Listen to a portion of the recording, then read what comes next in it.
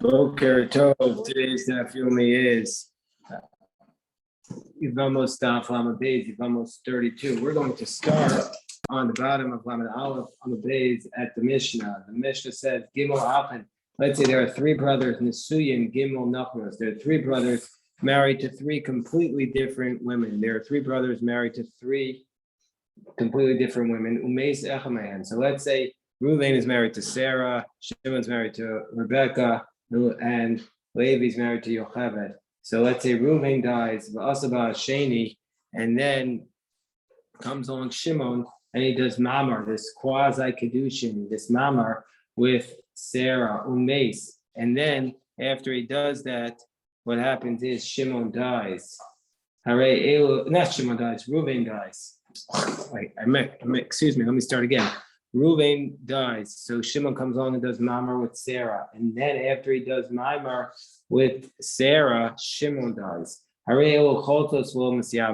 So Sarah has a possible connection to Reuven because Shimon only did Mamar with her, so she possibly still has her Zika with Reuven, but she possibly is fully married by Shimon because we don't know the full status of this Mamar. So therefore, under those circumstances, Sarah and Rebecca both do chalitza because we're not sure of the status of Sarah. They do chalitza, not yivam, because it says if one of them dies, one of the brother dies, then her yavam should be with her. It means to say shalal zikas yavam echad, shalal zikas shnei yavamim. She has a zika from one yavam and not two. But in this case, because she has the mimer, it's possible that she still has a zika with Reuven, and so therefore, under those circumstances, that we say in those circumstances, these women, both these widows, do chalitza, not yibum. Whereas Rabbi Shimon says, Rabbi Shimon says she does yibum to whichever one she wants. She does yibum to whichever one she wants. That means say Levi can do yibum whichever one he wants, and he does chalitza with the second one. Because why? Rashi explains, as the Gemara explained in the Parak Sheni in the Brisa, if you'll say that the second,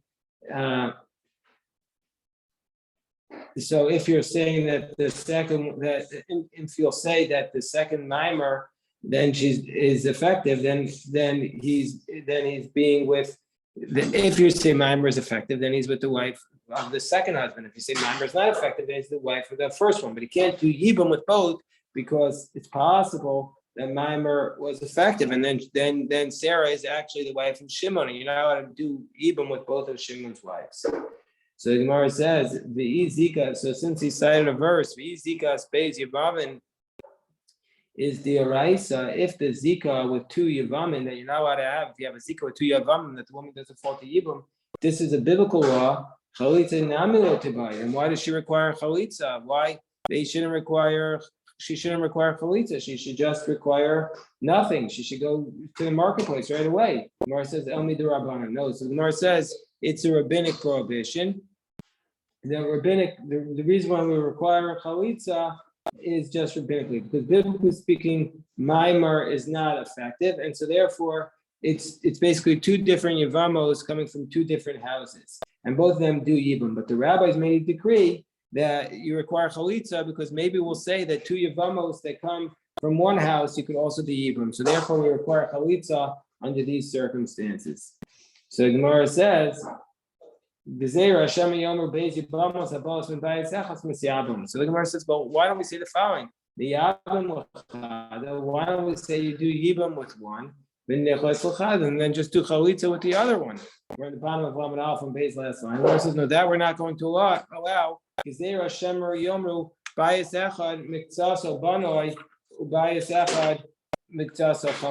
we're concerned that you might say that from one house, you could do Yibum with one woman and then Chalitza with the other one. And we don't want to say that. So therefore, we say do Chalitza with both.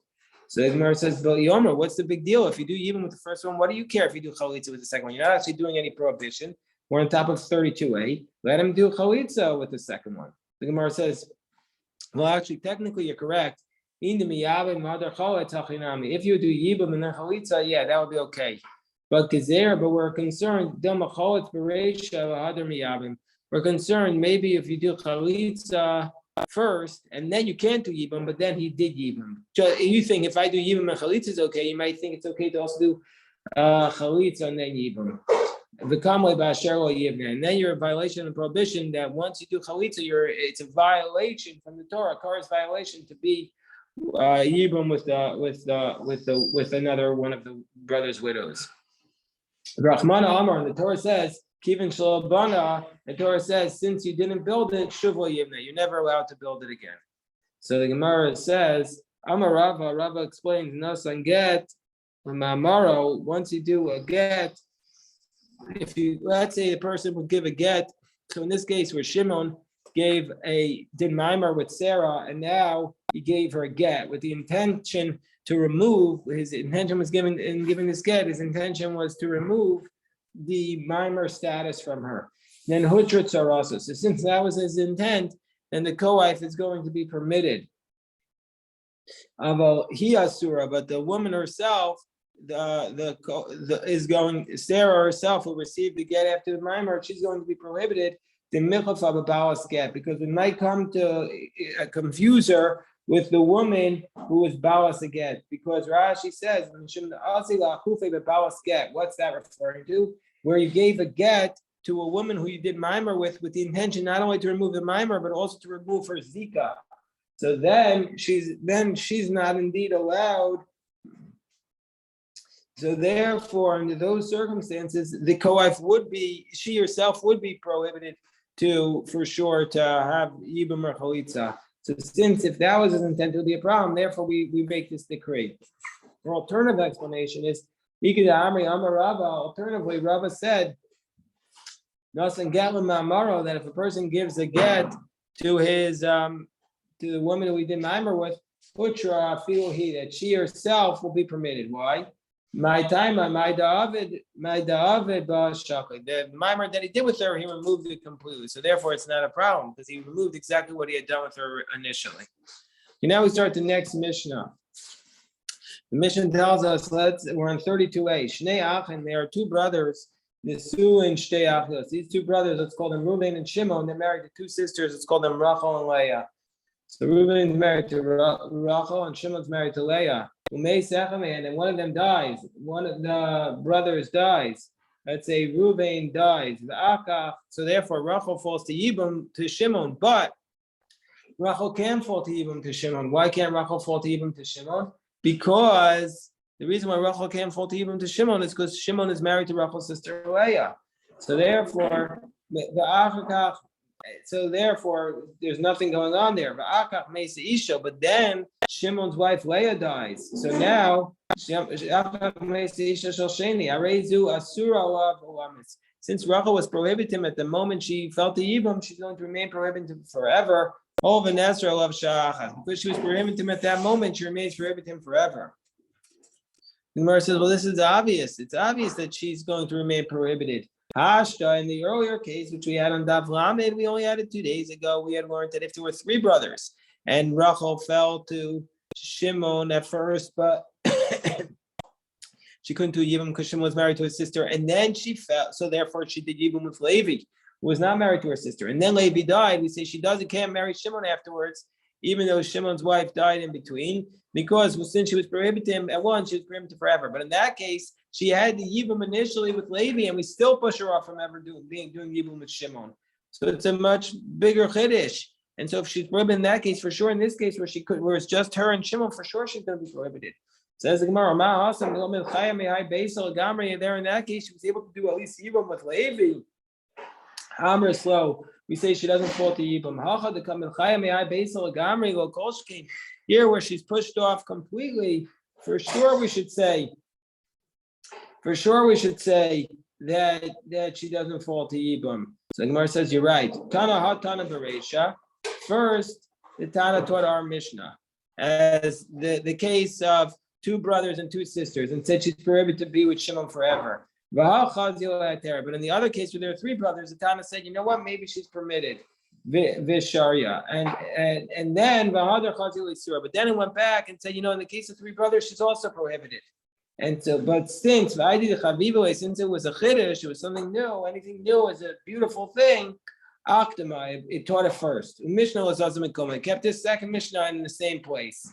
So the Gemara says, now we're going to have a very interesting sugya, which is relevant throughout the entire time. The Gemara tells us the following circumstance: Tan Rabbanan, let's say this brother Shimon, who was not allowed to be with his brother's wife, who is also his wife's sister. We'll call her Rachel. Let's say Shimon went ahead and had relations with Rachel. Bala. Then let's say he goes ahead and has relations with Rachel. So we're going to say under those circumstances, he's going to be liable to her. He's in violation to her for two prohibitions. One prohibition is the fact that she is the wife of his brother, and the other prohibition is because she is the sister of his wife. So he's in violation of two prohibitions, because of Eishasach and because of Achos Isha. That's the position of Rabbi Yossi. We'll see in the other, on the next Amud, why we care how many prohibitions he's in violation of. Whereas Rabbi Shimon says, Rabbi Shimon says he's only liable for one prohibition. Mar says, does Rabbi Shimon really say that? Rabbi Shimon excuse me. Rabbi Shimon says he's only liable for the prohibition of being with his wife's brother. Mar says, is that really the case? We have a different source. The Brisa says Rabbi Shimon's liable for not being with his wife's brother, with his brother's wife, but being with his sister's wife. So which is it? Is Rabbi Shimon saying that Shimon is liable for being with his brother's wife or being with his sister, his wife's sister? Which one is it? The Gemara says, well, it depends which one he married first. It depends which one he married first. Whichever prohibited relation came first, that's the one he's liable for. It means, say, first Shimon married his own wife, so then Rachel is going to be prohibited because she's the sister of his wife. But at first, Reuven married Rachel, then Rachel is going to be prohibited because she's the wife of his brother. Gemara says, for Rabbi Shimon, so the Gemara says, well, if Rabbi Shimon says we're talking about a case where Dinasa Mace, where what happened was the Reuven married Rachel first, and then Shimon married Leah. Well, if that's the case, given the Isur Achos Isha Lochai also said, since according to Rabbi Shimon, the second prohibition doesn't apply. The second prohibition, have a good day, B'Shabbos Baruch Yosef, thank you. So since according to Rabbi Shimon, the second prohibition doesn't apply because of Achos Isha, because it was already prohibited because of the wife of his brother. Well, if that's the case, let him do Yibum with her. Gemara answers no. Amar Ravashi, no, it's a very lumdish, a very conceptual idea. Ravashi says, Isur Achos Isha mitla tali v'kai. The prohibition of being with his wife's sister, that is suspended. If in fact the prohibition of the fact that she is the wife of his brother would disappear, then asi isur achos isha v'chayo, and the prohibition of the fact that she is his wife's sister will come and apply. Therefore, the first prohibition won't disintegrate. So Rabbi Yossi had said that he's in violation of two prohibitions: the prohibition of his brother's wife and the prohibition of his wife's sister. So this means that one prohibition can fall upon another prohibition. Does Rabbi Yossi really say that one prohibition can fall upon another prohibition? Does he really say such a thing? Does Rabbi Yossi really say such a thing? But didn't we learn avar avera sheish bashtemi? So let's say you did a sin which has two penalties, two death penalties associated. Well, what are these two penalties? One is you're with a married woman, which is chemek, which is strangulation, and the other is if you're with your mother-in-law, which is burning. So under those circumstances, Rabbi Yossi says, the Tanna Kama says you get the stringent one, which is burning, and Rabbi Yossi says, Rabbi Yossi says you get whichever relationship you encountered first. Means that Rabbi Yossi says you don't get two prohibitions, you only get one prohibition, you only get one penalty there, whichever one you came first. So therefore, about Chamoso v'nasis eishes. If first she was his mother-in-law, and then she became married to a man. So then we're going to say you get the punishment of sreifa for being with your mother-in-law. Nidim chamoso eishes ish v'nasis chamoso. if she was first married and then she became his mother-in-law, nidon be'eshes ish, then she's going to get the penalty of eshes ish, which is chanek, which is strangulation. So if that's the case, why do we say that Rabbi Yossi says that if you violate two prohibitions, it's a prohibition of one prohibition upon another prohibition? It should really be one prohibition here. So the Gemara explains on the top of 32b, the Gemara tells us the pshat is Amar Rabbi Avo, Mod Rabbi Yossi be'Isra Mosif. Yeah, Rabbi Yossi would admit that even though Rabbi Yossi says in general we won't say Isra Chal Isra, we won't say one prohibition upon another prohibition, but if there's what's called an Isra Mosif, we will say. What's Isra Mosif? That if when you do this second penalty, when the second prohibited relation applies, it doesn't just apply to him, but applies also to other people. Like in this case, if Shimon first marries his wife Leah, and so therefore Rachel is prohibited because she's his wife's sister. But then after that, Rachel marries Reuven. Reuven is Shimon's brother, so Shimon's already prohibited her, but she's also Levi's brother. So since Levi is included in the prohibition against her, therefore we add upon it Shimon as well and say, under that case, Shimon will be liable for two prohibitions. So that's where we say that Rabbi Yossi says two prohibitions, but one prohibition. But if it's the same person being prohibited twice, then Rabbi Yossi would say it's only one violation.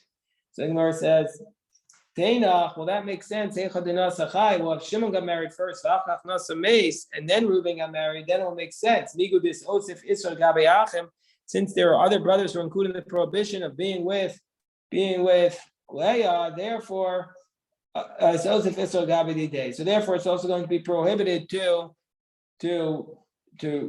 Shimon. So therefore, it'll be two prohibitions. But where Reuven got married first, and only then does Shimon get married. My Isser Mosif Ika. There's no Isser Mosif, so he should only be liable for one prohibition. And if you want to say no, because when Shimon marries her, Shimon's not only marries Leah, he's not only prohibited to Rachel, but he's also going to be prohibited to Leah's other sisters. Well, that's not called Isser Mosif. That's called an Isser Kolel. That's called something that the prohibition is not adding other people, but it's including other.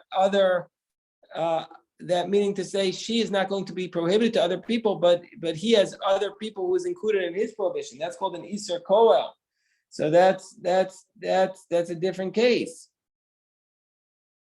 Meaning to say, that's not when he says that Rabbi Yossi is modeh by Isser Mosif, because Isser Mosif is where the woman is prohibited not just to Rachel will not just be prohibited to Shimon, but she's also going to be prohibited to Levi. But in this case, we want to say that not only is she prohibited to him because she's the sister of his wife, but not only is she prohibited to him because she's the wife of his brother, but she's also prohibited because she's the sister of his wife. But under those circumstances, she's not prohibited to other people, and so therefore we're not going to say Isser Mosif. So if that's the case, Ela Marava, so Rava says, what's the reason why Rabbi Yossi says she's violating for two prohibitions here? If he's violation of two prohibitions, if Shimon sleeps with Rachel, the reason is she's not really liable for two prohibitions. I'm just viewing her as though she's in violation of two prohibitions. He's in violation of two prohibitions, but it's really only one. Is he really only liable for one? So the Gemara says, Gemara says, why do we care how many prohibitions he's in violation of? Technically speaking, by biblical law, he's liable for death for either one. So why do we care so much to say he's in violation of two? So the Gemara's answer here is one answer. The Gemara has other answers elsewhere, but the Gemara's answer here is the Kavro Bein Rasham Gemurim, that we want to know how to bury him, because you bury somebody based upon the sins that they've committed. And a person commits a certain type of sin. You bury the robbers with the robbers, the murderers with the murderers, the jerks with the jerks, bullies with the bullies. So we want to know what's the nature of this person's sin, how bad he is. So we need to know where to bury him exactly, because what happens when you're dead is the angels are going to come and give shiurim to you. And so if you're sitting with somebody who's a bigger, more wicked than you, and what's going to happen is that he's going to be talking while you're trying to study Torah. So therefore, we need to know where to bury him.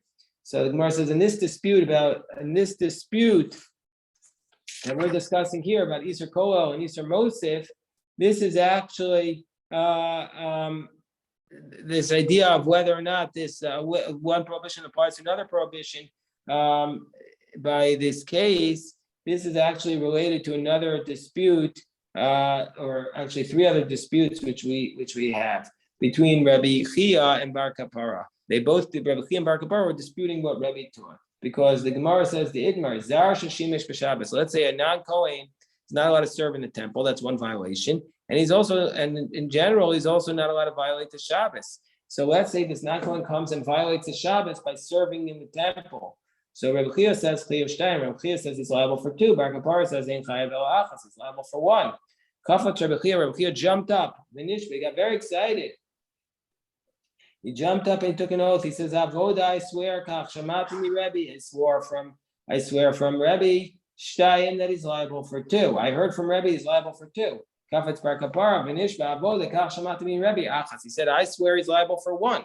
I swear he's liable for one. So what happened? So Rabbi Chia began to explain it. He says, Shabbos l'kol nesra. He says, Shabbos is prohibited to everybody. Kishahutra, b'mikdash, it's a kohanim hutra. It was allowed in the temple, it was only allowed for the kohanim. Kohanim hutra below zarim. It was permitted for the kohanim and not for the non-kohanim. So now we have two prohibitions here. Yesh kam mishum zaras, yesh kam mishum Shabbos. He's violating because it was only permitted in the temple for kohanim. He's not a kohen, so that's one violation. And number two, he's not allowed to serve in the temple. So that's two prohibitions. Bar Kapara got up and he shouted. He said, Shabbos l'kol nesra. Shabbos is prohibited to everyone. Kishahutra b'mikdash hutra. It was allowed in the temple. So therefore, it's completely allowed. Ein kan elazar. So the only problem is that there's that he's a non-kohen. The only problem is he's a non-kohen. So that's one source. Then we have another case. Baal mum sheshimish b'tumah. A kohen who has a blemish is not allowed to serve in the temple. He's not allowed to serve in the temple because he has a blemish on him. So let's say he serves, and also somebody who's ritually impure is not allowed to serve in the temple. So let's say you have a person who has a blemish, a kohen who has a blemish, and he's ritually impure. So Rabbi Chia says you're liable for two. Rabbi Chia says chayav shtayim. Bar Kapara says chayav achas. Bar Kapara says you're liable for one. Kafat Rabbi Chia v'nishba. Rabbi Chia jumped up and he swore, Avoda kach shamatni Rebbe. I swear from Rebbe shtayim. You're liable for two.